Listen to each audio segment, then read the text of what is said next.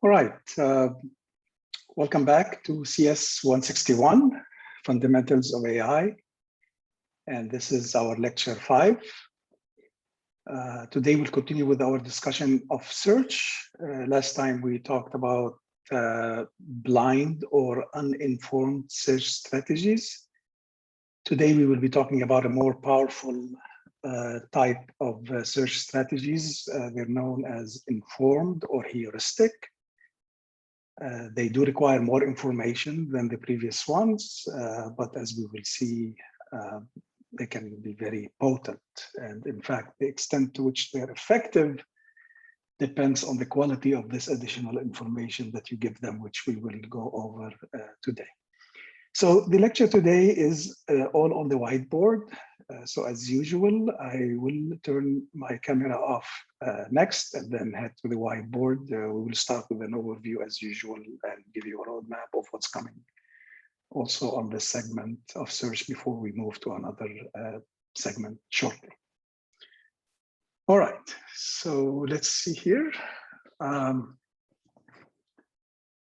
We will start with our famous box that we've been laying out in the last couple of lectures. And this is about the search engine that we use to solve certain class of problems in a systematic way.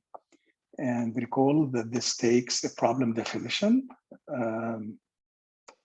search problem formulated in terms of 3 components. You should be familiar with this now: initial state, final state, and I will call it now the successor function, which effectively abstracts the set of actions that we have, which allow us to transition from one state to another. And we said that you will also need a search strategy that is used to solve the problem. Okay, and strategy. And if you recall, we divided this into blind or uninformed. And today we'll talk about the other class, which is heuristic or informed. All right, now, as I said, this requires additional information. So we're going to be adding eventually a number 4 here, which is what we call a heuristic. And we'll see what that is. But you want to think about it as a domain information. So this is specific to the given domain and requires some thinking about the domain to come up with a heuristic. And as you'll see, there are different levels of quality for what a heuristic is. So you could have what we would call a trivial heuristic, good heuristic, and even better heuristic. And what you'd see is what these heuristic search or informed search strategy will do better in terms of performance, depending on the quality of the heuristic that you give them. And again, we'll make all of this very concrete. So what we do is, like we did last time, we're going to do this in stages. We'll actually go over initially 2 search strategies. One of them is known as uniform cost search. And the other one is known as greedy, sometimes greedy best first search. And what we'll see is, again, like we saw last time, each one of these has its merits, but has deficiencies. And then we'll go and come up with the new guy, which would be the ultimate outcome of today. I'm not going to mention its name yet, and let's put it here, which in a sense tries to give us the best of these 2 guys, just like we did last time. Last time we talked about depth first, breadth first. We saw benefits and limitations of each, and then we eventually ended up with iterative deepening, which gave us the best of both. And similar story will happen today. This would be our main guy that is put a question mark. It's a secret what it's called, but it's a very famous search algorithm, very important. Pretty much everybody has to know about it. Very effective. All right, and just heads up about what's coming after today. We have 2 more lectures related to these subjects. One of them will be CSPs, or constraint satisfaction,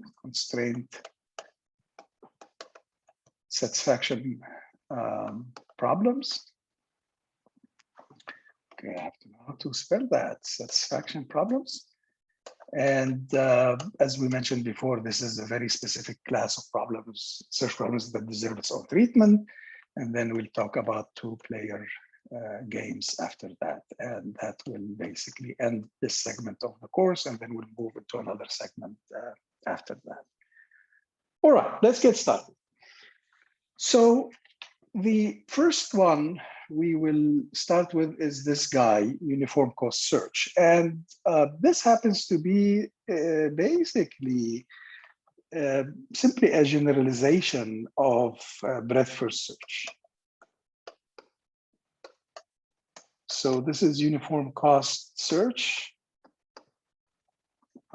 Let's say uniform cost search. And as I said, it generalizes breadth first search. Now, in what way does it generalize it? So the breadth first search and depth first, and everything we talked about last time, the cost of an action was 1, right? So every action had a cost of 1. In this case, what we will do, we will allow arbitrary costs for actions, but we're going to assume that they're greater than 0. So in breadth first search, the cost was 1. Here it could be 0.2, could be 7, could be 13.5. We're just going to require that it's greater than 0. And we will see that we will need this generalization for the rest of the developments today. Now, I'm going to illustrate this with a couple of examples. The first one is pretty simple, so that we can visualize this more general version of breadth first search. And it will also allow us to make a very important point we didn't stress before, and actually nobody brought it up. Usually people do bring it up. So let's see.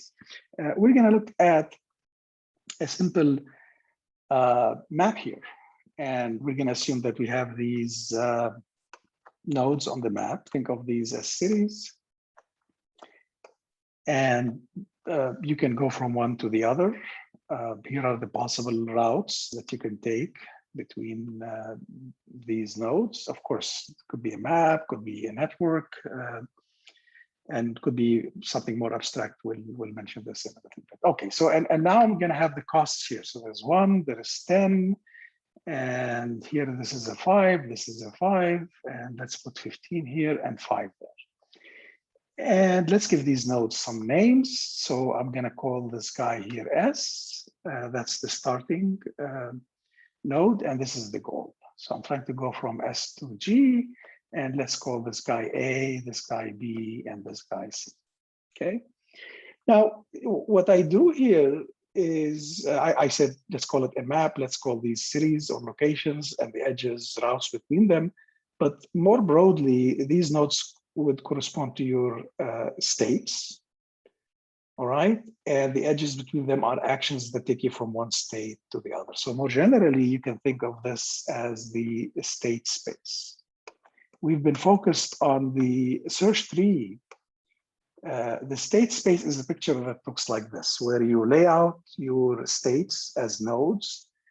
And then when you are able to go from one state to another by an action, you put an edge between them and you put the cost of that. So we're looking at the state space, but in this case, let's interpret this as a map so that the states are actually cities.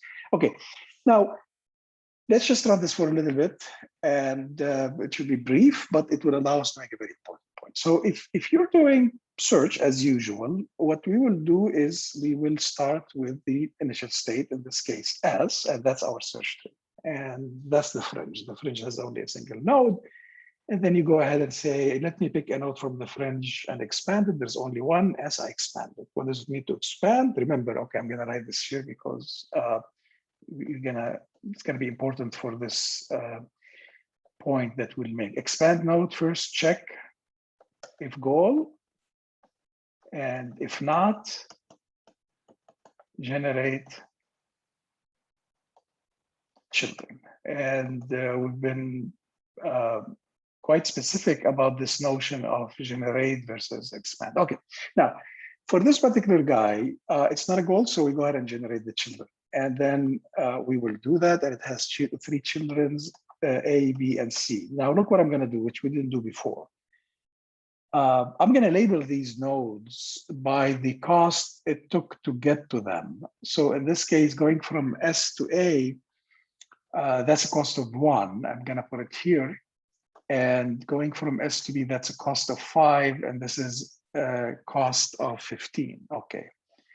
We didn't do this before because the cost was simply the depth, right? So if this was breadth first, then all of them will have the same cost of 1. And if this was breadth first, what to do next? I have choices. I could have chosen A, B, or C. In this case, no. This is a cost of 1, this is a cost of 5, this is a cost of 15. So I'm gonna pick from the fringe the guy that has the lowest cost. And in this particular case, it ends up being A. And I'm gonna avoid generating repeated states. So if I were to do A, I would have 2 children actually. One of them would be, this is A. So one of them would be G, the other would have been back to S. So let's not do that for now. Okay. So here's the thing. Now that I added this guy to the fringe, I have to tag it with a number. What's the number that I should use in this particular case?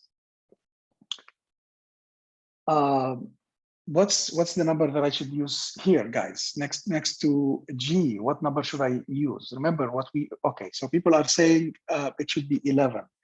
And again, the reason it's 11, because that's the cost I had to pay to go from S to G through this path.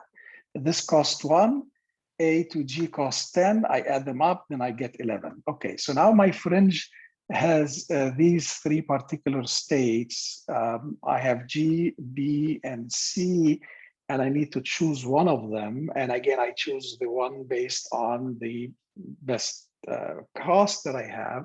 So what should I use in this particular case? What should I expand next? What should I expand next? Okay, people are saying I should expand B. At least one person said that I should expand B. And if I go ahead and expand B, I'm gonna get basically one child. Again, we're not generating repeat states in this case. So if I do this, I will get G. And then what cost should I put in this case? What should I label this with? What should I tag it with? Okay, and people are saying 10. Okay, so guys, here's what it looks like. The fringe now is this, this, and that. And I need to pick one of them. So we pick the least costly one. And that would be this particular guy here. And I expand this next, and it happens to be the goal state, so I'm done. So the path that I found is basically go from S to B and then go to G, all right? And the total cost in this case is 10, okay? That's basically uniform cost search. Now, basically, you can see how this generalizes breadth first search. If you just take the cost of every action to be 1, that's precisely breadth first search, but now we're doing something more general. Now, I said I'm gonna make an important point here, which we did not refer to in the past. And sometimes people ask that question. The question was, we've been very specific about when to test for goalship. And we said we do it when we're expanding a node, right? So someone would say, why do that? So why don't you check for goalship when you're generating a node? So if I had this guy, and here's what the tree looked like, and let's say I go ahead and pick this to expand next. So it's not the goal. So I'm going to go and add its children or generate its children. Let's say C1 and C2. Now, it's possible that one of these guys is a goal, and one of you may say, well, as we are generating these children and adding them to the fringe, why don't we go and check for goalship at that point? Maybe this is already a goal, then I'm done. Why do I have to put them and then go select between this, and that? I'm already seeing a goal. Stop, right? Done, we're done. Well, if you want to use precise terms, the question here is it okay to check for goalship during generation, when generating the node, as opposed to when expanding it? And in general, it doesn't matter, but sometimes it does matter. If you end up checking for goalship during generation, you may lose optimality. And this is an example of that. If you go back to our previous example, look what happened. When I expanded node A, I went ahead and generated this child. Now, this child happened to be a goal. If I'm trying to be lazy and say, I just generated this node, I'm going to go put it on the fringe. Oh, by the way, it happens to be a goal. Stop. What happens? The path that I found, or the solution, is not optimal. It costs 11. But I know that there is another solution which is better, which costs 10. So you got to be careful about checking for goalship during generation because that might cost you optimality, right? So we really need to check goalship during expansion instead of during generation. And I hope this point or this example makes it very clear. Okay, so there is a question about, so we always pick up the node with the lowest cost from the fringe? Yes, that's precisely what we do. And the notion of a cost here, I hope it's clear. We simply add up the costs of the actions that got us there. And again, in breadth first search, the cost of every action is 1. So cost happens to be coincide with depth. And if you remember from breadth first search, we say pick up the shallowest. So shallowest in this case will end up being the least costly when you assume that the cost of every action is 1. Okay, so pretty quickly, let's go over the properties of this search strategy. And if you recall, we go ahead and look at these strategies from 4 points of view, right? So there was 4 different things that we've looked at previously, and we're just going to go ahead and do the same thing for this guy. And let's put this in this like a big green box here so that we can look at the properties. So this is effectively evaluating uniform cost search. So the first thing we looked at is we looked at completeness. Is it complete? Is it optimal? And the time and space complexity. Okay, let me ask you a question here. Is this complete? I mean, in this case, the argument for completeness and optimality will be similar, but what's your hunch? Is this complete? Remember, complete means that if there is a solution, we're guaranteed to find it, all right? So I'm not gonna go into an infinite loop. And optimal means I'm guaranteed to find the least costly solution. And I get a few answers that says yes. Now so we're talking about completeness now, and people are saying complete. What's the argument? What's the argument? There's an argument, an observation about this algorithm, which is similar to the observation we had about breadth first search, which ends up being behind our answers on completeness and optimality. So anybody wants to say a one-liner description of a one-liner property of this algorithm, which kind of gives us the insights of why it is complete? Someone says, once we evaluate a node, we ensure not to evaluate again. No, that is not the answer I'm looking for. We don't check a level until we check everything in the level before. Fantastic. Okay. Now, this statement, we don't check a level before we check everything in the level before, that is breadth first search. And the notion of a level there was depth. So I will not go and check for goal ship at depth 10 before I have checked depths 9, 8, 7, and so on. And in this case, we're doing something similar, but we're referring to cost, which generalizes the notion of depth. So I'm not going to be checking for goal ship things that cost, let's say 23, before I have checked things that cost less than that. So I'm visiting or checking for goal ship in increasing cost, all right? And this basically ends up being the reason why this algorithm is both complete and optimal, okay? Remember, you can miss optimality if you end up, let's say, expanding a node that has cost 23 and it happens to be a goal, even though you have another goal that costs 19. That's not going to happen here. Okay, I'm going to be expanding nodes that cost 19 and 20 and 21 and anything in between below 23 before I expand nodes that cost 23. So it ends up being complete and optimal. Now, time complexity and space complexity, just a little bit tricky here. But in general, you can imagine this cannot be better than breadth first search, right? Because breadth first search is a special case of this. And that one was exponential in both time and space. So this will also be exponential in both time and space because, again, it includes a breadth first as a special case. But when we looked at breadth first, we ended up saying that the complexity there was basically B to the D and B to the D. B is the branching factor and D is the depth of the solution. And why? Because I'm gonna go and examine things or expand things at depth level, depth 0, 1, 2, 3, and when I get to D, that's how far I'm gonna go. I'm gonna find the goal there. I'm not gonna go to depth D plus 1.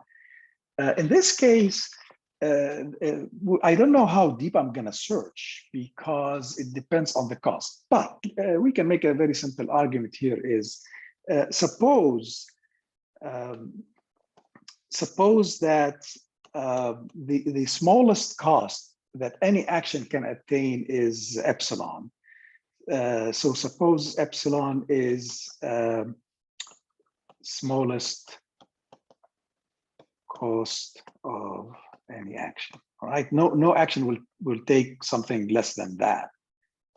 All right, and in that case, if the solution or optimal solution, if the optimal solution is at depth D, that's what we've been assuming. We've been using D to represent the cost of the optimal solution. If the optimal solution is at depth D, then I may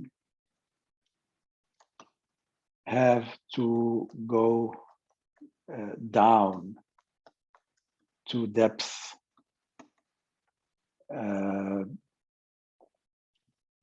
okay, this is if the optimal solution, okay, I'm going to revise this. If the optimal solution has cost C star, let's call it, then I may have to go down to depth C star divided by epsilon. Okay, this looks like, wow, what is this? Well, it's pretty simple. And the idea here is that, let's say, the smallest cost that any action can take is half, right? So epsilon is half. And let's go ahead. I need to clean up a little bit. Let me go ahead and clean up here. Give me a second to make this ambient. Get rid of this here. Okay, so let's say that this guy is the optimal solution, or the cost. Half is the least. Any action will have a cost of half or more. And let's say there is an optimal solution that costs 5. So in the worst case, the actions that will get me there each of them may have this minimal cost of epsilon, all right? So dot, dot, dot, let's say in the worst case. In that case, how deep do I have to go? You divide 5 by half, and then you get 10. So I may have to dive that deep, right? 10 of these, each one of them cost half. That's a total cost of 5. That's the worst case. Now, I may not have to go there because it's possible that the optimal solution, one action will cost half, the other will cost 2, and so on. But in the worst case, I may have to actually go that deep. So in principle, I may have to look at a tree up to that depth, which is this guy. And therefore, this guy ends up being the guy we use instead of D, right?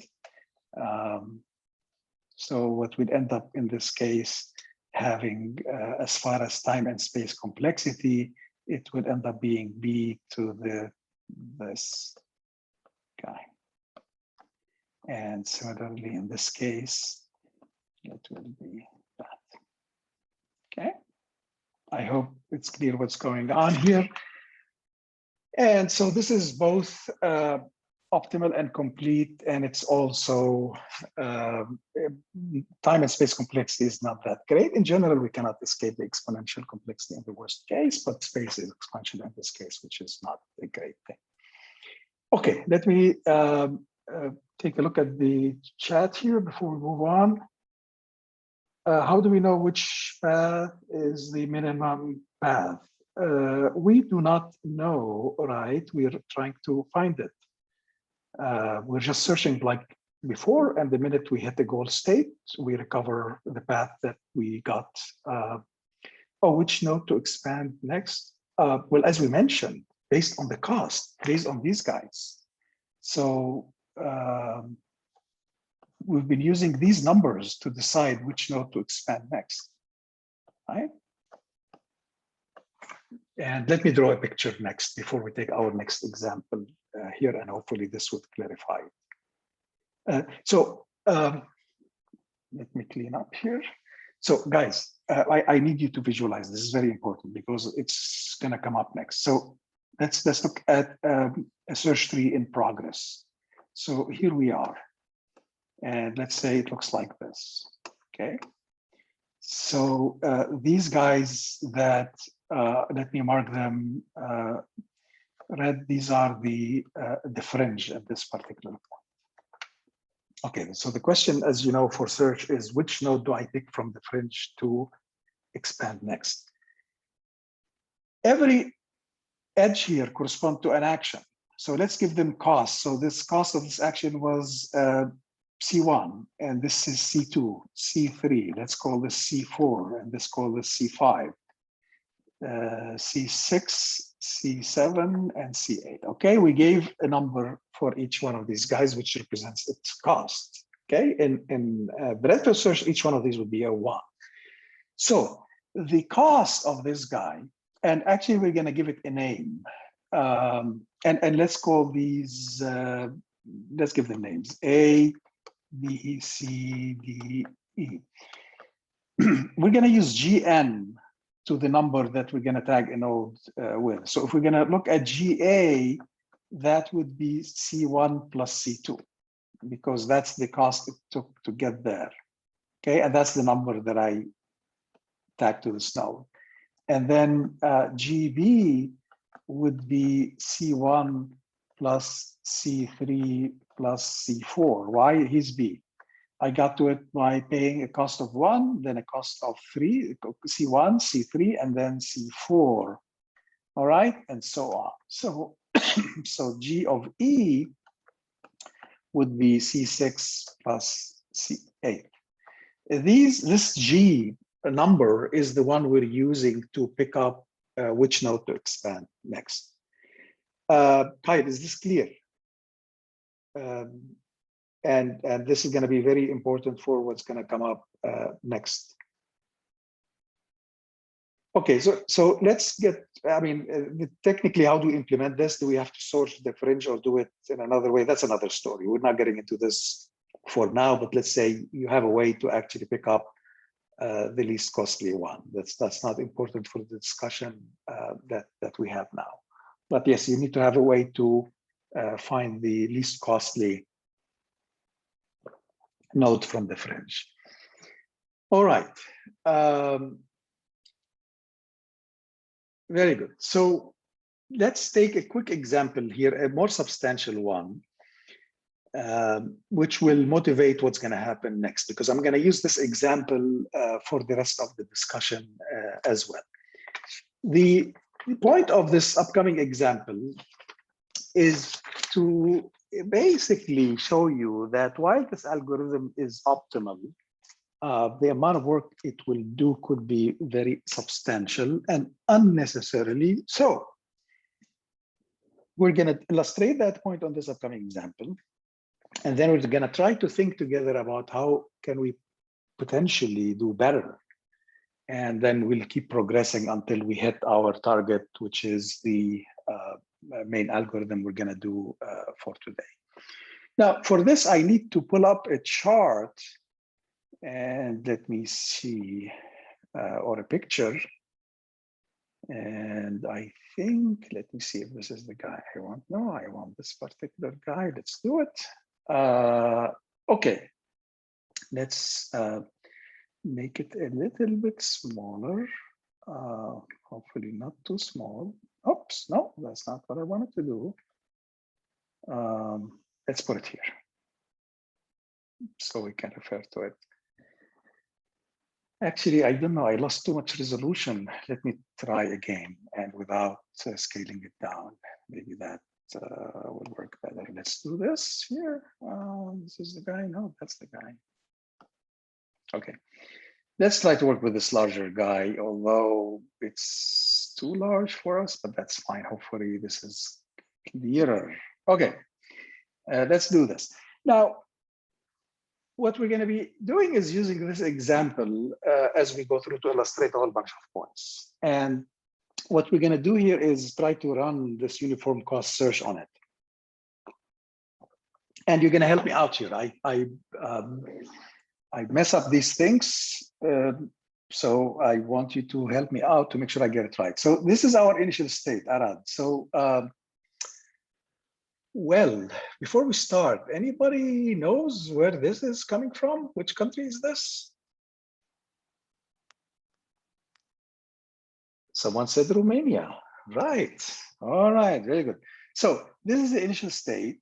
And what we're going to be doing is going to Bucharest, which is this here, final state. And that's what we need to do.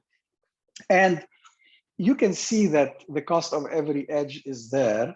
So let's just roll this out for a little bit. And I need you to help me out here. So if we go ahead and start with the initial state, this is going to be A. And that's not a goal state. So the fringe initially has only A on it. And then it's not a goal state. So what do I do in that case? I go ahead and generate its children. And in this case, there's 3 children. And those are S and T and Z. So these are the neighbors. T, I can go from A to T. I can go from A to S. I can go from A to Z. Please help me out here. Put the numbers next to these guys. So what number should I put next to S in this case? Help me out. We need to make sure that these numbers, we know how to generate them. Yes, 140. And the next to T, so going from A to T, that's 118, fantastic. And then the last guy is 75, okay? Very good.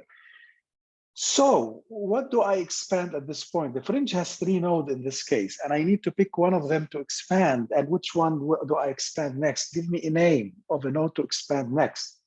So people are saying Z, and that is absolutely right. So we're going to go and generate. So now we're doing the real one. We'll generate even repeated states. You have to do that.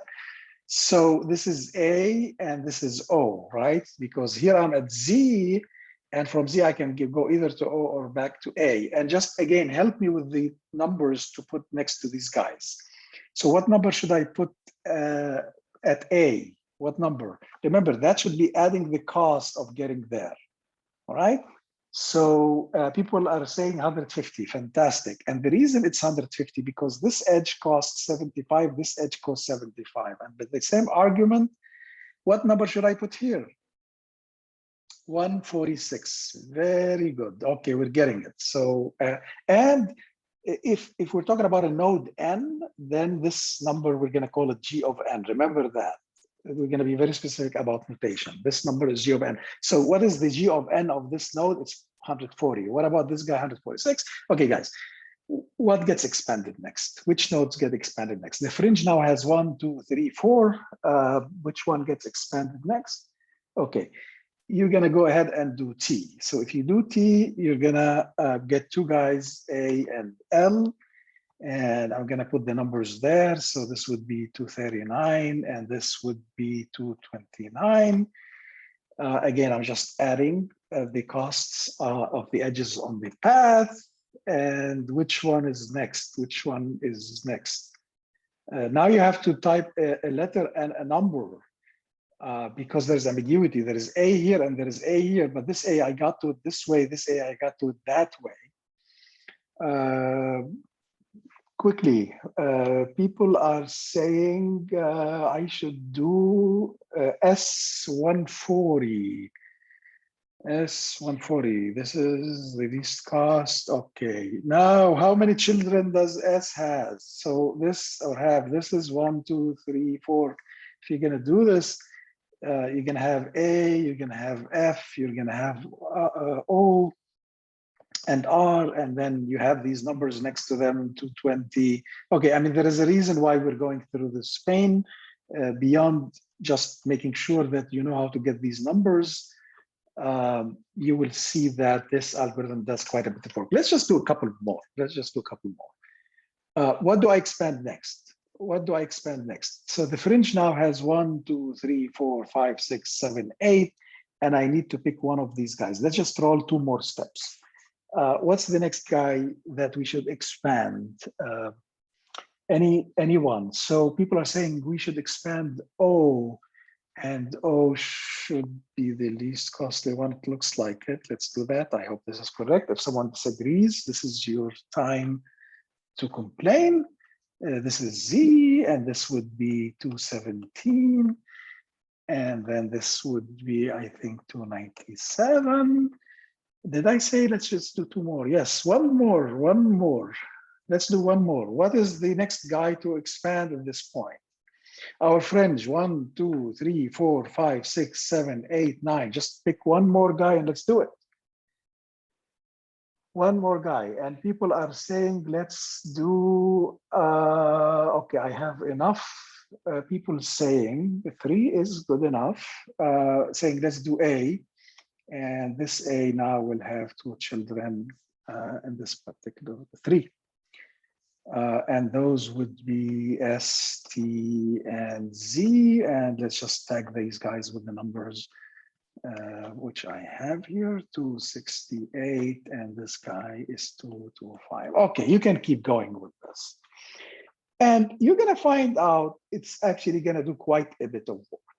And it will find the following solution. Let me write it for you, and then we'll make a couple of remarks there. So this guy, uniform cost search, will find the following solution. Again, by the way, I mean, this algorithm will keep going until eventually it expands Bucharest, right? So the solution that it will find, it will be the following. Go from this to that to this guy here.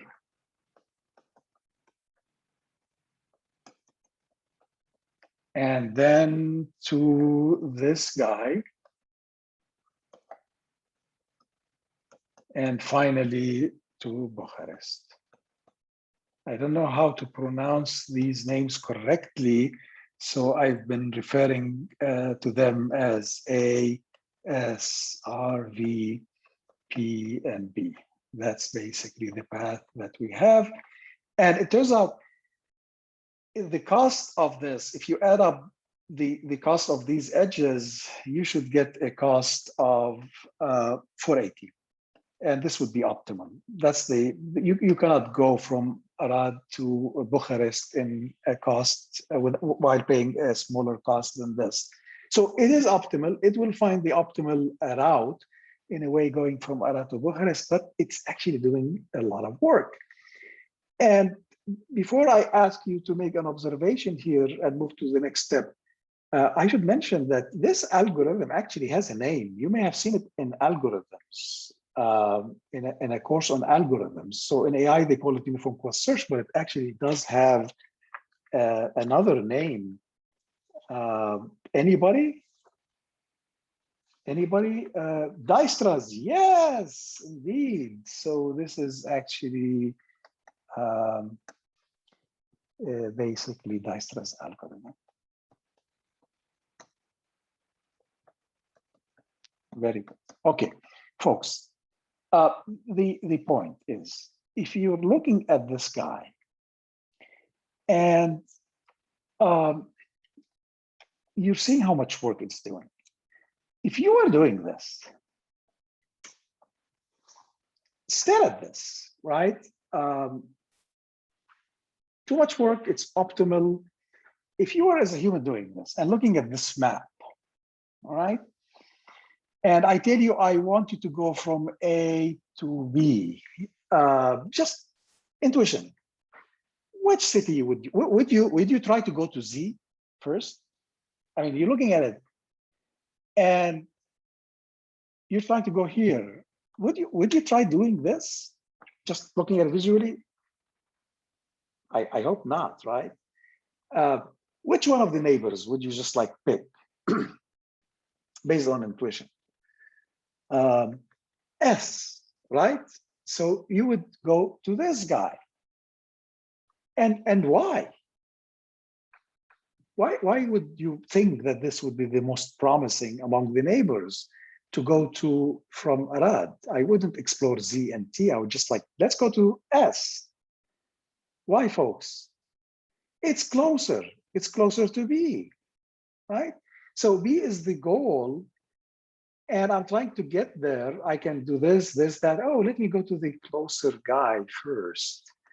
Okay, and if you're at S, you may go and say, well, this looks like closer. Let me just do this. And then from there, done. Right? So if you're doing this, if you're saying, let me go to the most promising neighbor, and most promising here being closer, and you have to understand now, we have to be very careful about this notion of closer.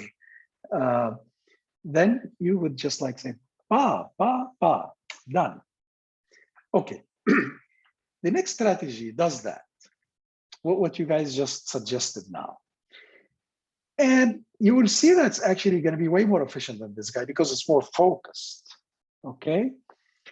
However, it will have some issues. So let's do it very quickly and see this algorithm in action, and we end up with the problem that it has. And when we come back after the break, we'll see how we can put things together so we get the best out of the two guys. Okay, so already someone said, but this observation only works if this graph actually represents geospatial layout. Right, absolutely, absolutely. Very good observation. In fact, let's talk about this next. So let's bring back this this map again and make the point that you guys just so let's put this guy here. So what this notion of closer that you used is assuming that this map is basically proportional to the actual distances. And there's something even more so here, that when you talked about closer, you talked about what we would call usually the straight line distance. So you're looking at this guy and you're looking at basically, what if I were to go, between these two guys? Okay, that's not a straight line. So let me try again. Okay, that's still not a straight line, but you get the point. you're looking at this straight line distance between them, and you're assuming that its length here visually represents the actual thing. So this is called the straight line distance.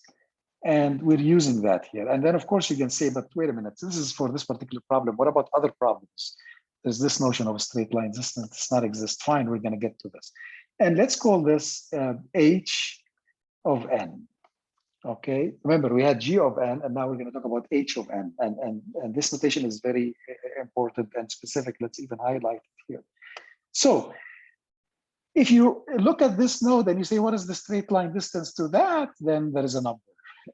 If you look at this node and say, what's the straight line distance to that? And that's also a number. In fact, you know, I do have that. Let me pick up another map. Sorry, guys, about this. Let me give you something that actually shows these numbers, which will help us make that point. Okay, here it is. This is the same map, except we added one piece of information. Actually, should we make this a bit larger? No, it would mess it up. Okay, that's fine. Let's make it this way. Okay, guys, look what's going on here.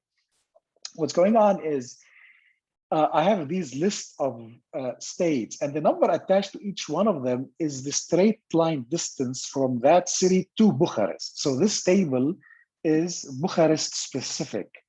So this is specific to Bucharest being the goal state. Okay. If you had a different state as the goal state, then you will have to build a different table than that. I hope this is clear.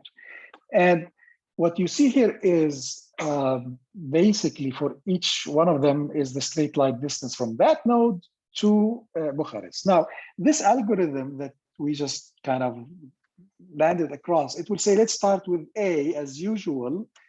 And since A is not the goal state, then it will say, let's go ahead and generate its children. And as we know, in this particular case, there is 3 children. And then we have S, and we have T and Z. Okay, now the numbers we're going to put there, because now we're using another criteria for which node to expand next. We're using this notion of an H of N, which is basically some notion of how close we are to the goal. And the numbers that we're going to have here is, give me the numbers. I'm going to put to S, T, and Z. Let's start with S. What number should I put in there? Which is kind of the score for that node. Remember, that is the how close it is to the goal.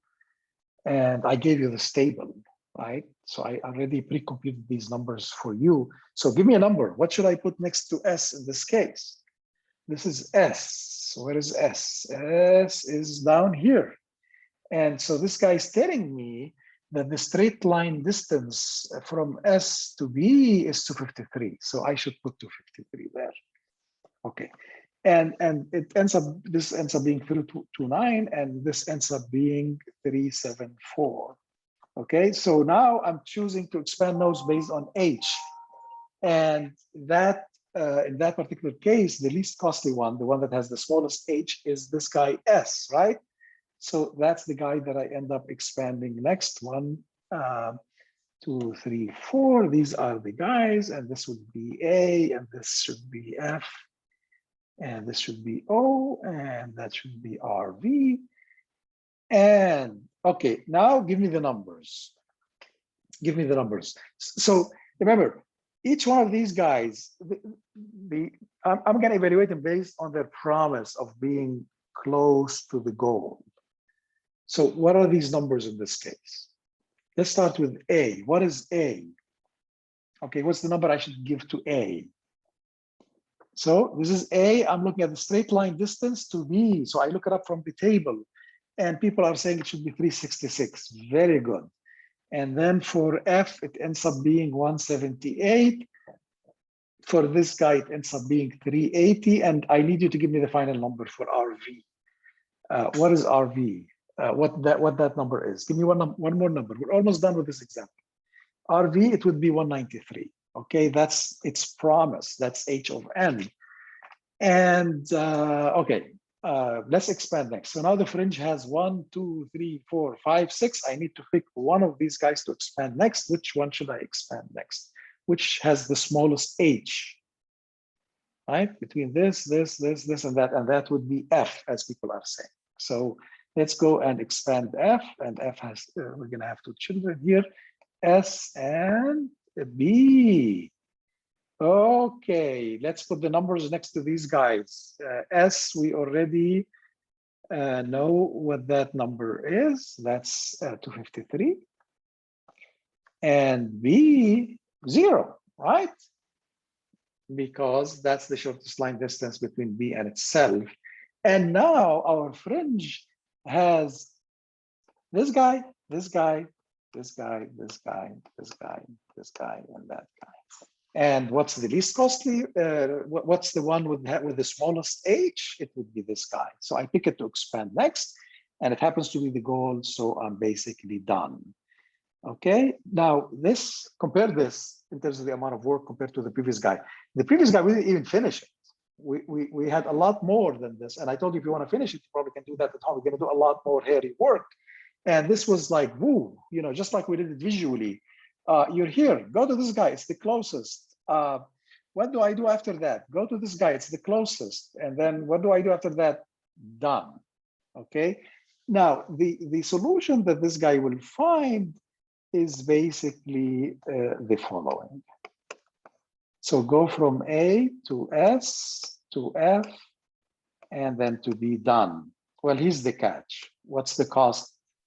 If you add up 140 with 99 and 211, you should get 450. And that is not optimal. In fact, this is not the solution that uniform cost search found. Uniform cost search did something different. It went from this to this, this to this, and then went from this guy to this guy and to that guy.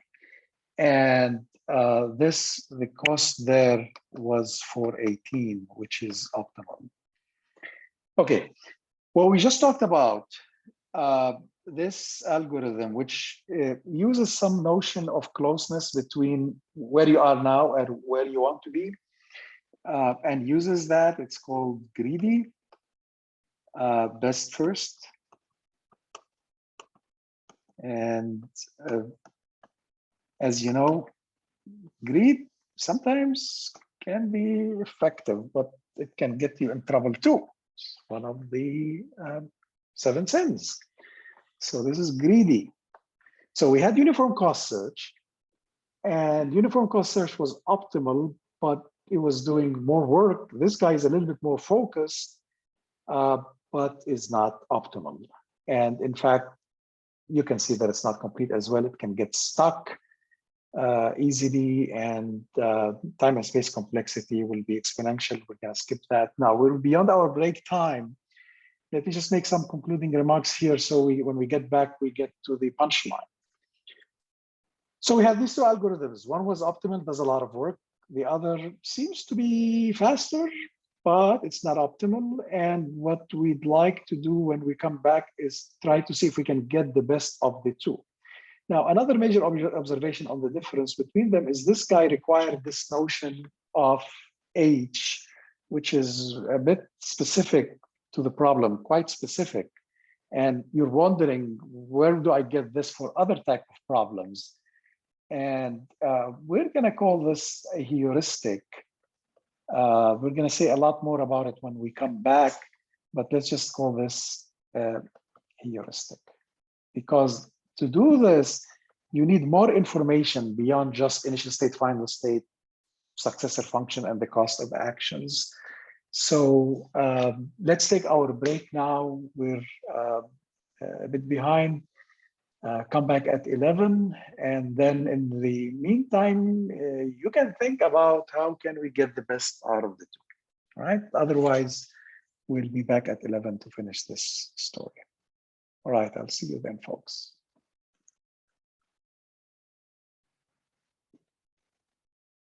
All right, very good. So folks, the picture now on the right summarizes what happened so far. So we looked at two search strategies. We looked at uniform cost search and greed.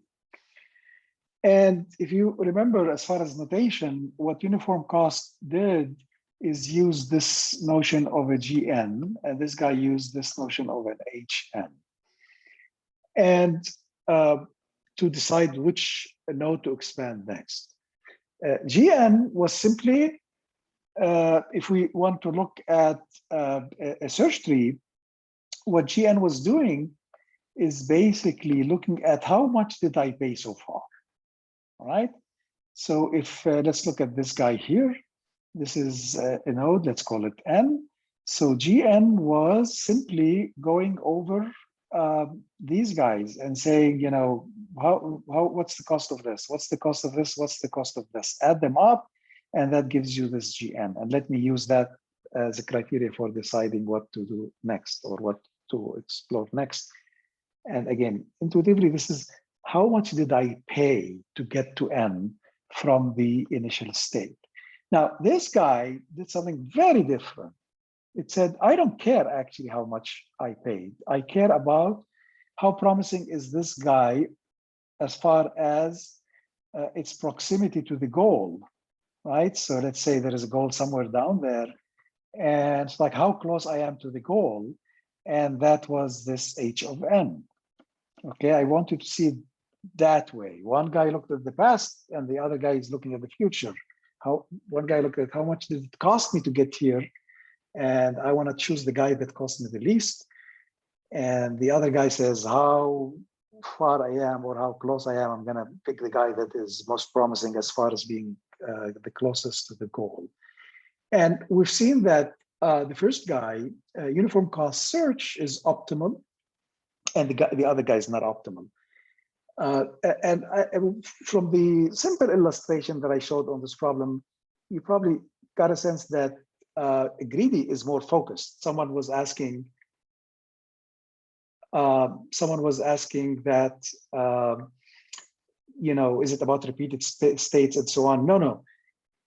Greedy has a better sense of how close I am to the goal. So if you look at the search, what happened is more focused, meaning it was not as wandering, right? So it was getting closer to the goal quicker than the other guy. The other guy had so many, you know, options laid out there and was exploring too many possibilities. This guy was like keeping basically a small set of choices on the fringe, because it was just like going, you know, directly to the goal. The point is, and here I wanted to invent a new algorithm for me. I have these two extremes. The extremes in multiple ways, not just in terms of properties. One of them is optimal, the other is not optimal. The optimal guy was wandering around. The non-optimal guy, which was faster, was kind of like zooming quicker towards the goal. Those are extremes. The other extreme is the information they look at, right? One of them looks at the past and says, how much did it cost me to get here? And the other guy is ignoring that and is saying, how close I am, how much more do I have to pay, right? So one guy says, how much did I pay so far? The other guy says, how much more do I expect to pay? Very different pieces of information. Well, any suggestions of what we may do that can get us to a better position than either of these guys? Any suggestions? Okay, I mean, there's merit to the information that each is looking at. One guy is saying, I want to see how much I paid and so far, and I'm going to pick the guy that cost me the least so far, which makes sense.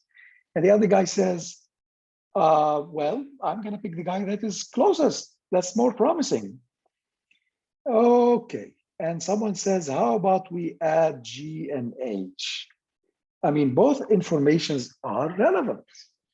And why don't I go and basically look at both? How much did it cost me so far? And how much do I expect to pay to get to the goal? And let's call that F of N. Okay, so people are particular about F for this. and G for that, past and the future. And we refer to this generally as an evaluation function. And that's exactly what we're going to do next. What we'll do is we're going to factor both types of information. So I'm going to roll this a little bit so that we're very clear about what's going on. This algorithm that uses these, both of them, has a name, and it's called A star. Let me decorate it here. It's called A star search. Very famous. Now, I'm going to roll it for a little bit, but the reason why A star is famous, we're going to talk about it immediately after the example, but it's not going to be immediately a great guy unless we require some condition on this guy. So far, we haven't. We just treated this so informally, and we did not constrain it in any way. So after we're done with this example, we'll talk about this guy. We need a condition on this guy, and if this guy satisfies a condition, then this algorithm A star, which add up both D and H, end up being really a fabulous algorithm, very famous, pretty important. Let's just roll this for a little bit. So what happens here, we're going to start with A. As before, that's our initial state. And then we're going to expand it because it's not the goal. And then as we're doing this search tree, we're going to tag each node with the value of n, which is the addition of two numbers. So if you look at this guy, the g of n plus h of n would be what? What should I put for g of n here? I'm just going to do this in detail, the very first one. What is g of n? What is h of n in this case? What is g of n? 0. The cost I paid for so far 0. What is h of n? That I look up from the table. That's my heuristic, and that's 366. So that's basically this guy, which is 366, and that happens to be f of n in this case. Okay, it's not a goal, so I go generate its children. And in this particular case, I'm going to get S, I'm going to get T and Z. And similarly, let me put these in red. You're going to get for this guy the number 393, which happens to be the addition of 140 plus 253. Again, what is 140? Is the cost of this edge. Look at the map. Going from A to S, that costs you 140. That's this number. And then I'm here. What's my estimate to go from S to B, the Bucharest? I go to the table and I look up the 253 there. It's right there. So similarly, you can get this guy here. It's going to be 447, I believe, 447. And this is going to be 118 plus 329. And finally, for this guy here, it would be 449.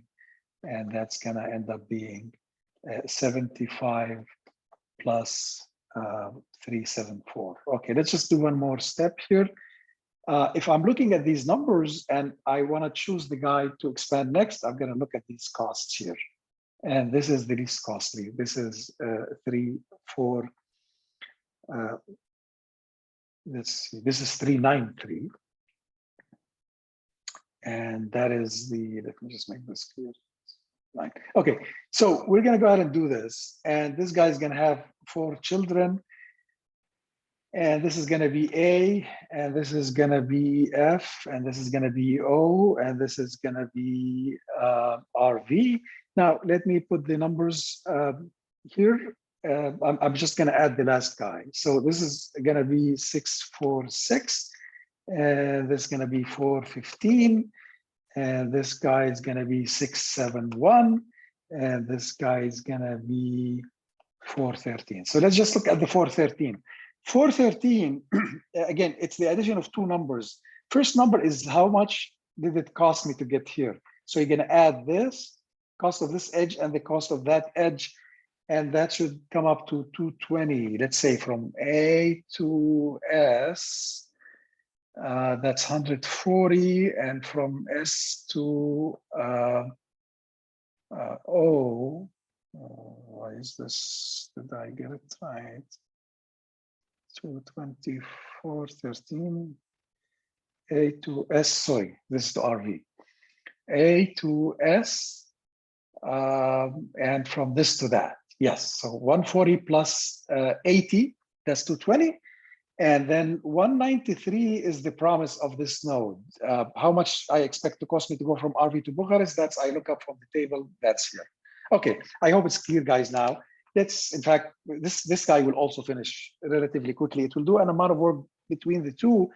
The next guy to expand, I'll have to pick between this, and that, and tell me which one do I expand next among these guys. So it would be RV, right? RV, yes. So let's do this. RV will have 3 children, and it would be C, P, and S, I believe. And the numbers here will end up being 526, and the number here will end up being 417, and this number ends up being 553. I hope I got everything right. And now we have to pick one of these guys. I think this is almost done. Almost done. What's next? What's next? What should be expanded next? In this case, what should be expanded next? So someone is saying P, and a lot more people are saying F. I made that mistake before. I expanded P before. So this is 415. This is actually least costly. So 2 guys here, and this guy, that guy, and let's put this S again, and B, Bucharest. And you're gonna find that this guy is 591, and this guy is 450. Remember this guy, 450? Remember, this was the path that was found by Greedy, which was not optimal. And if you were doing goal checking during generation and instead of expansion, you would have stopped here and said, oh, I found a solution, but it's not going to be optimal. So we're not going to do this because we check goals when we're expanding. So this is how it looks now.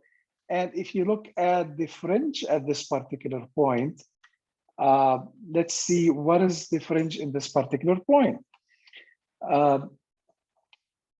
This guy, this guy. Okay, I think we're almost done. One more. What should I expand next? What should I expand next? I think we're going to do one more. That's it. I'm just going to solve the problem. So that's going to be P. Okay, people are saying P. And if you look at P, you're going to find 3. We have to generate 3 children for this 1, 2, and 3. And one of them is B, the other is C, and the other is RV. And what are we going to put here? We're going to put 418, which is 418 plus 0. And this guy is going to be 615, and this guy is going to be 607. Okay, in fact, let me detail this number here. This number also was 450 plus 0. Okay. So look what happened here. Now my fringe is the following. It's this guy, this guy, this guy, this guy, this, that, and so on. And the one that has the lowest F ends up being this guy here. And I'm going to choose it, and I solve the problem. And just like what happened before, this path here was not optimal. And the one that I'm actually finding is this guy here. Okay, I hope this is clear. And this is A star. It uses both G, which is the cost I paid so far, together with an estimate of how much I will have to pay to get to the goal. We'll talk a little bit about the estimate. This business of estimate is very important. And if you put one simple property on it, you guarantee that A star is optimal. And we're going to get to this next. But I hope you are visualizing all of this and you see what's going on. It all makes sense. If we add these guys, that's what we call F of N. All right. someone says, can you explain again why we would stop at the non-optimal B if we were checking when generating? Because look what happened when we were expanding F, we didn't have this part yet. We were expanding F, and we said, it's not the goal, let's generate its children. Now, its children are S and B. B is the goal. We're looking for the goal. We're looking for B. If you were to stop at that point, I say, oh, I found B, it's the goal, I'm done. Then the path you would have returned is this, which, and the cost is 450. That's not optimal. This is better. All right? So you do not want to check for goal ship while you're generating the node. You want to do it while you're expanding, otherwise you lose optimality. And this is the example we started with at the very beginning. It's a subtle point, but a very important one. Okay, look at this. I'm liking this board. It has so many colors in it. Okay, folks, let's do one more thing. The rest of the time, we're going to talk about this heuristic function H, because that's a big deal. And you need one property on it. And if you do, then this A star ends up being a big deal. So let's put this back, A star search. And let's lay out our notation once more so that we're clear on what's going on. So here the evaluation function has the form f of n equals g of n plus h of n, where g of n is the cost so far, cost that I paid so far to reach n. All right, and h of n is the estimated cost to goal from n. All right. And if you add them, then you can think of f of n as the estimated total cost of a path that goes through n. Okay, let me draw a picture here. This discussion, guys, is very important that we're doing now. Let's call this the initial state, and we're starting here, and then I'm going down. There is the path, and this is n, right? And there is more going on, and let's say this is G here. This is a goal state, okay? And here n, this guy, how much did I pay so far? This portion, okay? And this portion. And h of n is trying to estimate what's gonna happen here. You add them up, you're basically estimating the total cost of a path from the initial state to the final state that went through n this way.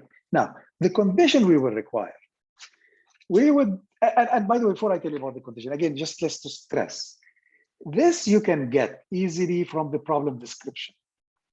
So when you specify a search problem, you tell me what the initial state, what the final state, what are the actions, what are the costs, I'm done. I don't need any more information, I'm done. This guy, well, you have to work a little bit more to give me that information, okay? And this is what we call a heuristic. Now, maybe we'll explain the name a little bit in just a second. Now, the condition that we will require is that this estimate, h of n, I do not want it to overestimate the actual cost. So let's state that condition here. And when we have that property, we would say that the heuristic is admissible. So I'm going to insist on what we will call admissible heuristics. Okay, what does that mean? That basically means I'm going to require that h of n is will never overestimates. So what is this h star of n? that is basically optimal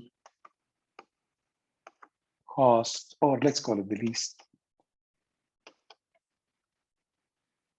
least cost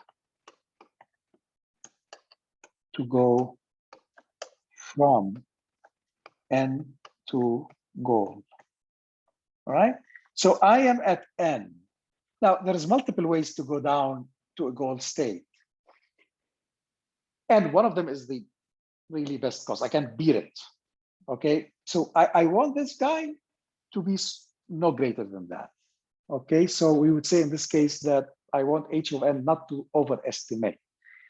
And we will also require that this H of N is greater than or equal to 0, which basically effectively means also this implies that H of G should be 0 for a goal state G. All right, this is the key thing. So the heuristic is greater than or equal to 0, and it does not overestimate. Okay, I'm telling you, I'm estimating it will cost me this much to solve the problem, given that I'm here now. And I want that estimate to be conservative in a sense, right? So if I'm at N and the best way I can solve this problem is by paying a cost of 59, your estimate cannot be greater than 59, okay? And if we have that condition, we would say that the heuristic is admissible. And guess what? A star, let me write this in red, A star with an admissible heuristic, which is effectively what we call H of N, is optimal, is guaranteed to give you an optimal solution as long as your H star, as long as your H of N is admissible. And moreover, and we're going to see this concretely, the better the heuristic, the more efficient the algorithm is. I'm going to show you this concretely. It's quite remarkable. Now, what does it mean to have a better heuristic? Higher value. The higher H is, the better the estimate, as long as you do not overestimate. And the higher that H becomes, the faster A star becomes. Let's do this next concretely from an example, but let me just quickly show you the argument of why H of N would be optimal, why A star would be optimal if the heuristic was admissible. Let's look at this picture. And let's say you have another path down here, and let's say this happens to be a goal. So this is goal 1, this is goal 2. Both of these are goal states. And let's say that this is not optimal, this path. And this is optimal. All right, so what does that mean? That means if you add up all of the costs of edges, you're going to get a number here, which is higher than the number that you're going to get if you were to add up these guys. So to really show optimality, you just have to argue for the following situation. Suppose this was, we're here, this is out. So this is the picture in the tree, okay? And let's just say maybe there is more stuff here going on, and both of these are on the fringe. So the point is, this guy is on the fringe, and this guy is on the fringe. N and G2. You just have to argue, in this case, that if A star is confronted to make a choice between N and G2, it will never pick G2. If it picks G2, it's in trouble. Because if it decides to expand G2 before N, it will find that it's a goal, it will stop, and then it would have found a suboptimal solution. We have to argue that if confronted with this choice, then it will choose N over G2, okay? And the argument is pretty simple. What is f of G2? Let's look at it. F of G2 is G of G2 plus H of G2. correct? Now, what is this? This is 0, correct? So this is simply the score that this node has is the total cost I paid. And let's call this cost. So that's basically the length of this path. And let's call this cost C2. Okay. So this is basically C2. And let's look at what's going on this other side here. On this other side, what is f of n? F of n is, let's write it here. F of n, again, is g of n plus h of n. That's the number that I'm basically using, right? G of n is how much I paid so far, okay? And how much I actually expect to pay. Now, since the heuristic is admissible, if you add up this with that to get this number, you will actually get a number that is smaller than C2.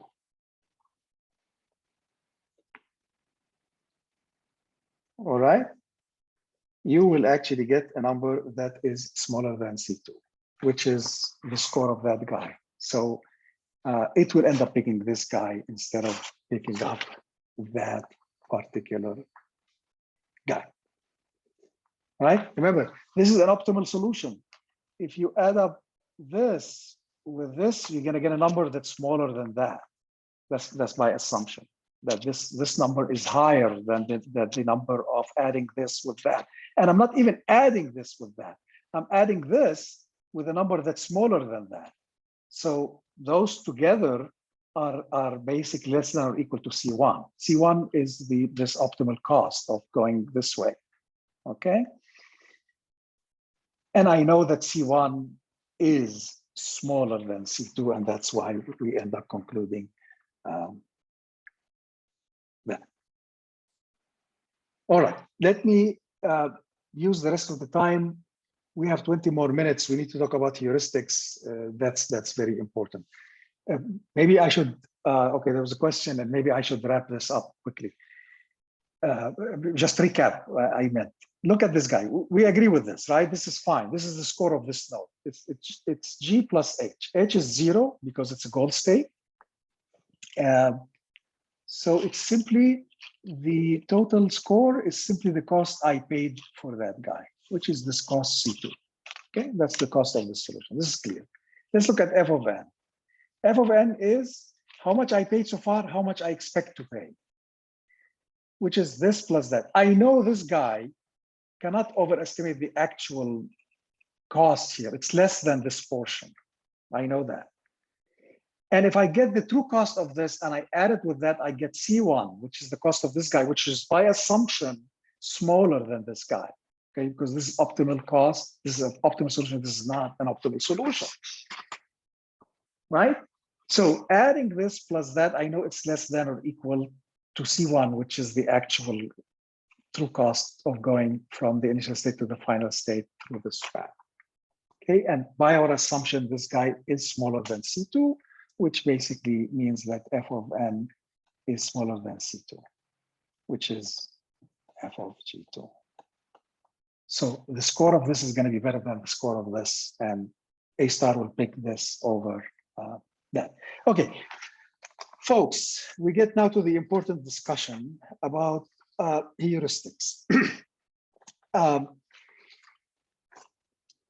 And we'll illustrate this from a problem we looked at before. I'm going to show you two heuristics because, as I said, it's the quality of a heuristic is very important. So let's talk a little bit about the quality of a heuristic, which is, again, if you remember, we call this H of n. Okay, let's start with something concrete and make more general remarks. Remember the 8 puzzle. Let's look at the 8 puzzle. And a particular two states there. So here's the 8 puzzle. Here's the board. And we have this. So let's call this 5, 4, 6, 1, 8, 7, 3, 2. And let's say this is N. This is where we are in the search. And let's say this is the goal state. The goal state is here. So 1, 2, da, da. And here we have 1, 2, 3, 8, 4, 7, 6, 5. Okay. So this is goal state. And let me put N here. Okay. So we're trying to look at the search image. This is my search tree. Da, da, da. And this is N here. And we have this goal state there. Let's call it G somewhere. Okay. So I'm trying to compute H of N, which is how close is this to the goal state, or what kind of a cost I expect to pay to go from this to that. And what we're going to do is we're going to look at 2 heuristics that try to do that. And they will both be admissible.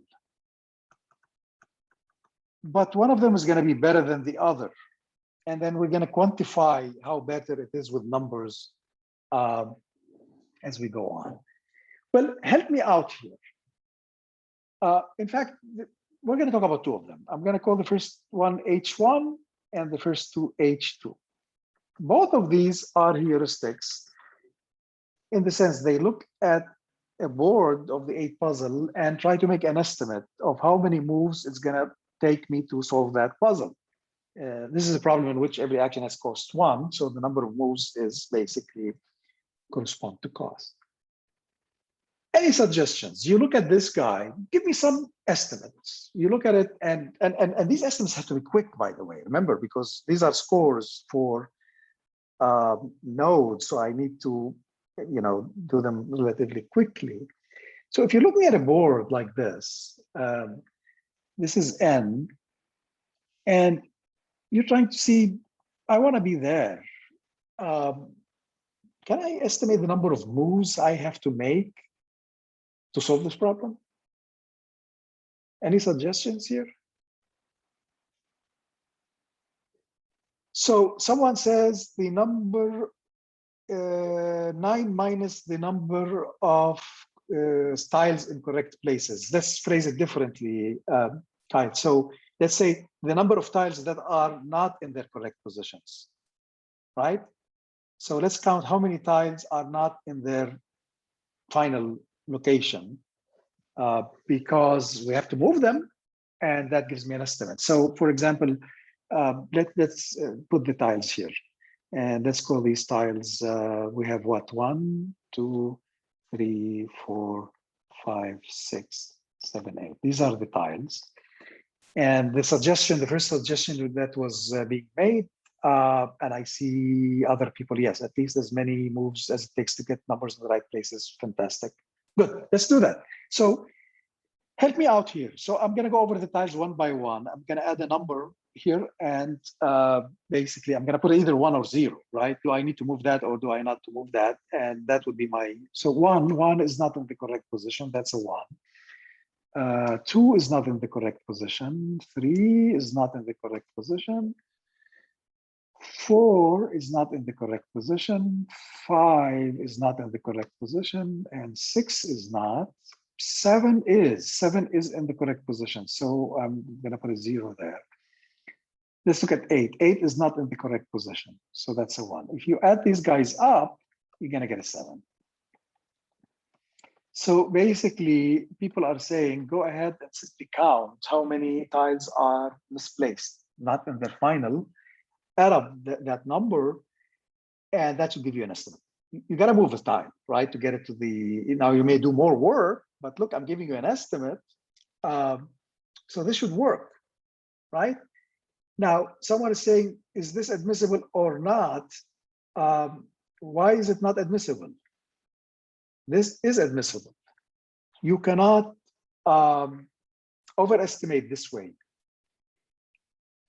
if you're gonna solve a problem, you gotta move every piece that is not in its correct position. There's no, you cannot do it shorter than that, right?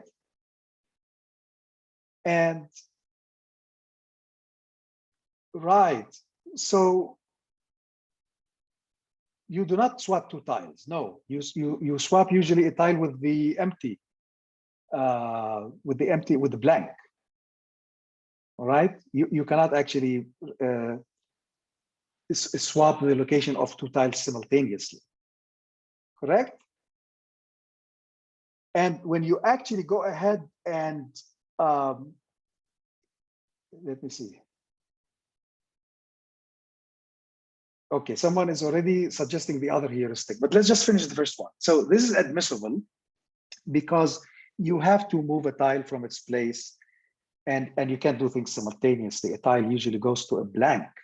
You cannot actually swap two things together. Okay, now there is another heuristic that is also admissible, and that dominates this. Dominates mean if h of n, let's say h2 of n, is always greater than or equal to h1 of n, we say that in that case that h2 dominates h1. And we are very interested in that because the higher my heuristic is while remaining to be admissible, the better. And again, you're going to see this quantified. So any suggestions? Any suggestions about another heuristic, which gives another estimate, but that is higher than this, that is more realistic? This estimate is like, it cost me 1 to move a piece to its final location is not good. We can tighten this. Already someone said, for those that are misplaced tiles, let me talk a little bit more about how much it will cost me to get them to the right position. Just saying one move is just too loose, I can tighten it. And someone says, how about the distance from where it is now to where it needs to be? Now, let's look at, for example, 1. This guy 1 is here. Well, actually, let me pick a better example. Let me look at 2. Let's look at 2. So here's 2. Here it is, and it needs to be there.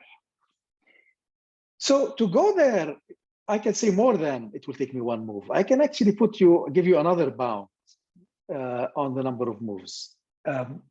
It will have to go either this way, that way, or this way, that way. So actually, to do this, I need 3 moves. To get 2 to its final location, it will take me basically 3 moves. And this is known as the Manhattan distance because you have to move in blocks, right? You can't go diagonal. You can have to go either vertically or horizontally. So either I go this way or I go that way. So let's do that. And in that case, if you look at 1, what's the Manhattan distance for 1? Going from here to there, give me a number.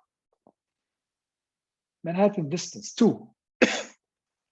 And for 3, we already said that it's 3 moves. And let's look at this tile, 3. 3 has to go from here to there, right? Or from here to there. So again, 1, 2, 3, or 1, 2, 3. So this is 3. Okay, and you keep going with this. Give me a number for tile 4. 4, what's tile 4? People are saying.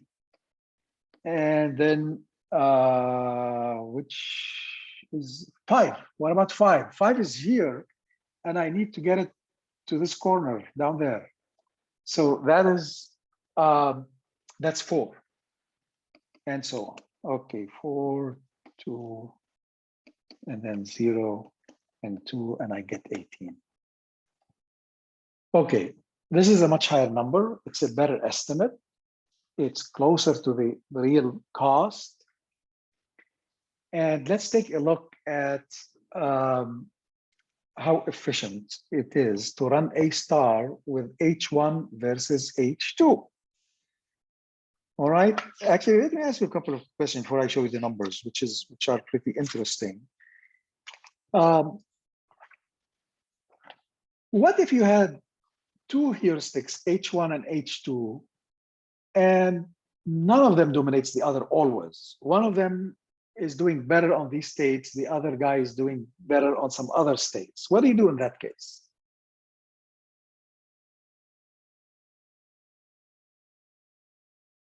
What would you in that case? You had two heuristics, H1 and H2, and basically you want to choose between them, and none of them dominates the other. Which one do you use? Why don't you think about this as I show you this table here, try to impress you and see how significant the choice of a heuristic is first. And the other thing I want to show you is how significant is this compared to blind search. So what we're doing here is we're looking at three search strategies, and we're going to compare them. So first, let me try to share you.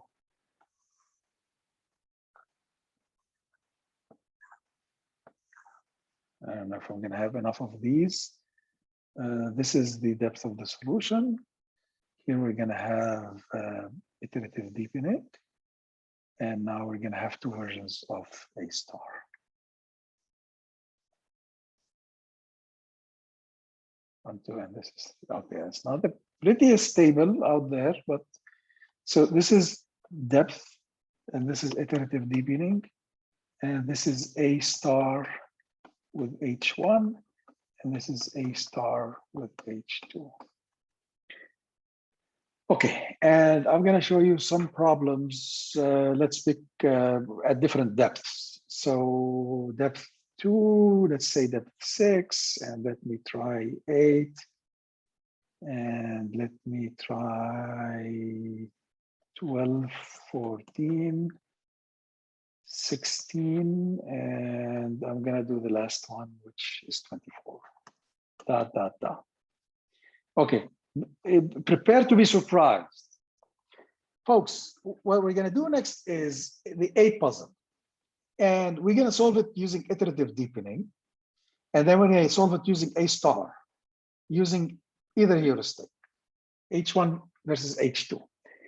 And what I'm going to show you in this table is the number of nodes that got expanded before we got to a solution. And these are averages. So the number 8 means I try to solve problems that can be solved with 8 moves. Okay, so they have a solution with 8 moves, but not less. So I think this table from your book generated about 100 problems for each, and then on average, so how much it takes. So 24 means I'm looking at problems that are difficult, more difficult. The initial board I'm giving you cannot be solved. You have to make 24 moves or more. You can do it with 20 more moves, but not fewer than 24 moves. I hope this is clear. The first here, 6, that's easy. Problem can be solved with 6 moves, okay? So for each one of these rows, we're averaging over a whole number of problems with that difficulty. Difficulty here being how many moves I have to make to solve the problem. Well, this is D here. I don't need this row here, this column, but that's fine. All right, let's see some numbers. And here's, let me just put them a little bit. And you're going to see the biggest difference as the problem gets harder. So this guy is going to expand 10 nodes. Oops, I'm writing the wrong column. Okay, this guy's going to expand 10 nodes here. 2, for 6, it's going to be 680. And for 8, it's going to be 684. Remember, iterative deepening A star was our best from last time. For 12, this is going to do 364,404. Okay, now we're getting close to 500,000. For 14, this guy did 3,473,473, and then I think 941. Okay, and there were some constraints for running this table, and the authors couldn't generate numbers for these guys. They were just getting too much. So this is like already 3 million nodes. Now, let's look at A star with the weak heuristic, H1, which is not as good as the other guy. And look at the numbers. So here 6 nodes were expanded. For 6, it was 20 nodes versus 680. And for 8, it was basically 39 nodes. And for 12, it was 227. Okay, I hope you already see how dramatic this is, right? So this is 300,000 plus, this is 227. And now we get to 14, this is 539, okay? And let's go to 16. 16, this was 1301. And finally for this guy, it was 39135. Okay. This now shows the difference between using a heuristic and not. Even though this heuristic was relatively simple and pretty rough, it guided A star to do substantially better than iterative deepening. And you're talking here about the difference between informed versus uninformed. This is informed, this is uninformed. Okay, that is interesting enough. What gets interesting is what happens when I use a more powerful heuristic, more powerful or a heuristic H2 that dominates H1. And now if you look at the numbers, they're even more impressive.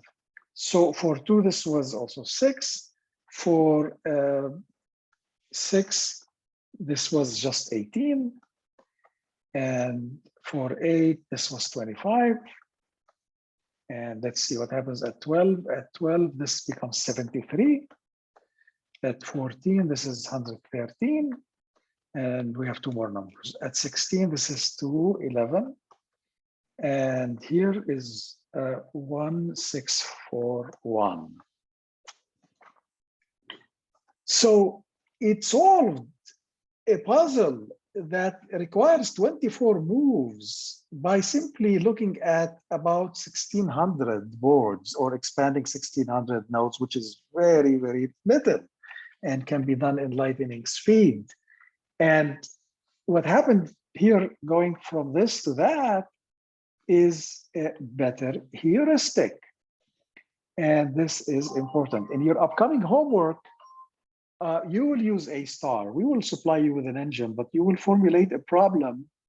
And part of your job is to find a good heuristic. So this is better heuristic.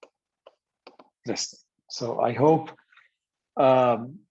this basically gives you a sense of how important heuristic search is and how important is having the heuristic. I still have a couple of quick questions for you to wrap this up, but let me just quickly take a look. There's a dialogue there that's been happening. I guess a heuristic that has greater dynamic range would be better.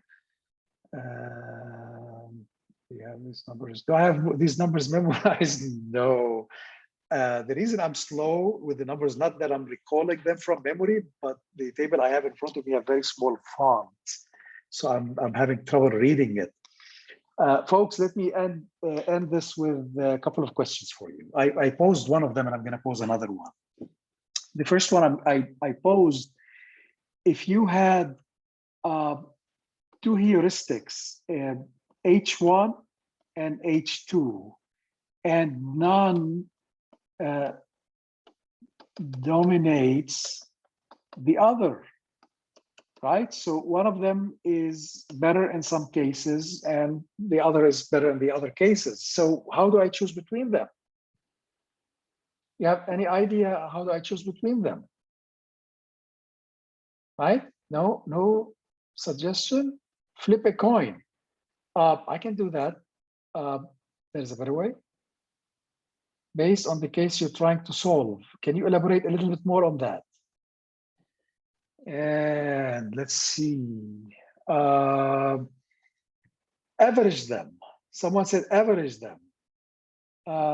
Combine them. Yes, but how?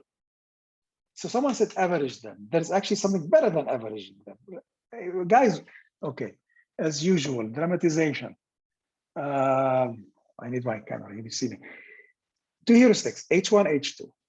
None dominates. Remember, I want to go for bigger. And by the way, each one of them is admissible.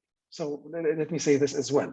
Each one is admissible, but none of them dominates. Sometimes this guy gives me larger numbers, sometimes this guy larger numbers. Okay, I already see, combine them, multiply them, average them. Somewhere, someone gave me an answer, but I want more people to say, what do I go for? I want larger numbers and better. This guy gives me sometimes larger numbers, sometimes that guy gives, okay. I see enough max now, and that's the answer. You take, so in this case, we're assuming that they're both admissible,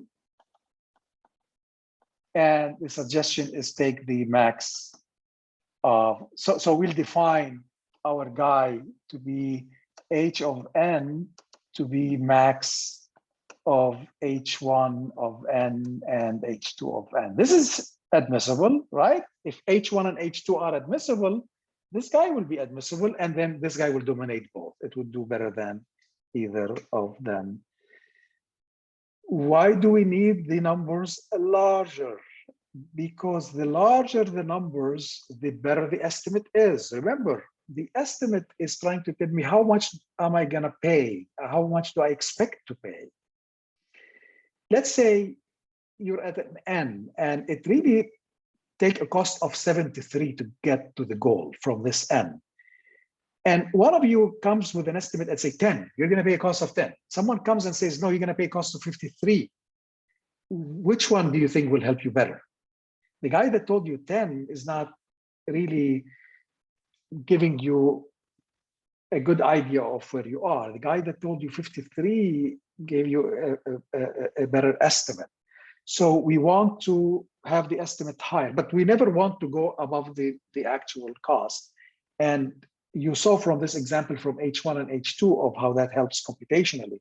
H2 was generating larger numbers, so it was coming up with more accurate estimates. Speaking of that, yes, so H can underestimate but cannot overestimate. So we want the biggest. Okay, another question, and we end this. Someone says, oh, this business of having admissible heuristic, that looks tricky. How do I guarantee that my heuristic is admissible? Guaranteeing that a heuristic is admissible is not hard. In fact, the question is to have a heuristic that's both admissible and good. And prove this point. To come up with a heuristic that is admissible is not hard at all. I can always give you an admissible heuristic. It's not going to be that great, but I can always give you one. And it will work for any problem. Anybody wants to suggest what is that? So just return 0 for every node. Someone just said, I just return 0 for everything. Yes, the heuristic that takes every n and gives me back a 0, that is admissible. That can never overestimate the cost, but it's not good. All right, it's not going to guide me. And by the way, what happens when we do that? If I take a star and use this trivial heuristic h of n equals 0, what do I get? Yes, someone said it degenerates back to uniform cost search. Absolutely. And it lost its smarts. You want to think about the heuristic as the smarts of the algorithm, the one that will help it not to wander around, but when it has so much choices, it's say, no, this guy is more promising. Okay, very good. All right, guys, we're done. We have finished our discussion of heuristic search. Next time, we'll talk about constraint satisfaction problem. Thank you. I will stop the recording now, and we'll stick around for a little bit in case people have questions.